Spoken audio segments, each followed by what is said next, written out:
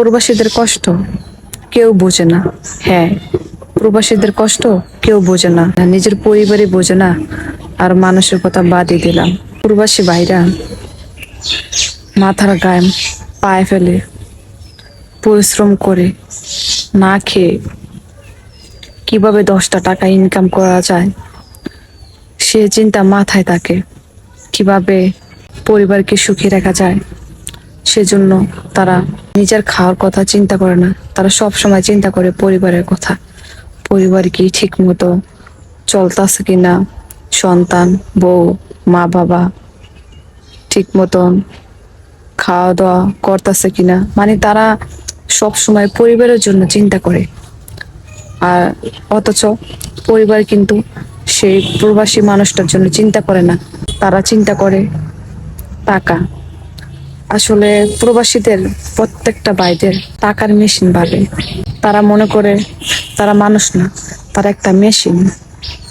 যখন চাবে তখনই তারা ওই টাকার গাছ থেকে তারা টাকা নেবে। তারা প্রবাসীদের মানুষ মনে করে না। অথচ দেখেন তারা সবাইকে ছেড়ে দূর প্রবাসে যায় একমাত্র পরিবারকে সুখে রাখার জন্য। তারা এত কষ্ট করে, তারপরও মুখে হাসি নিয়ে বলে ভালো আছি, খাওয়া দাওয়া করতেছি, সবকিছু। কিন্তু প্রবাসী ভাইরা তারপরও বলে না যে আমি এতটা কষ্টে আছি। তারা বুঝাইতে দেয় না তার ফ্যামিলিকে, কিন্তু ফ্যামিলি সেটা বোঝে না। একবারও জিজ্ঞেস করে না তোমার শরীর কেমন আছে, তুমি কি ঠিক মতো খাওয়া দাওয়া করো, তারা জিজ্ঞেস করে না।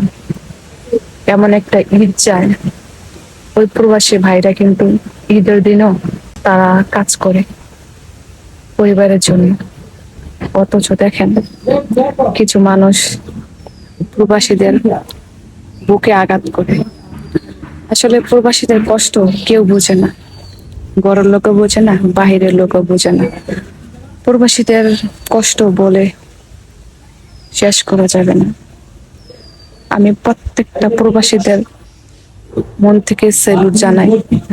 আসলে প্রবাসীদের অনেক কষ্ট করে শুধুমাত্র ফ্যামিলির জন্য, দিন শেষে তারা শুধু কষ্ট পায়। প্রবাসী ভাইদের জন্য আমি আমার মন থেকে দোয়া ভালোবাসা রইল, তারা যেন ওই দূর প্রবাসে ভালো থাকে, সুস্থ থাকে, তারা যেন সব সময় ভালো থাকে এবং তাদের জীবনে যত এরকম দুর্ঘটনা না ঘটে, তারা যেন ফ্যামিলি নিয়ে সবকিছু নিয়ে ভালো থাকে এবং তারা যেন সুস্থ থাকে ওই প্রবাসে। তো এই ছোট্ট ভিডিওটা বেশি বেশি শেয়ার করেন।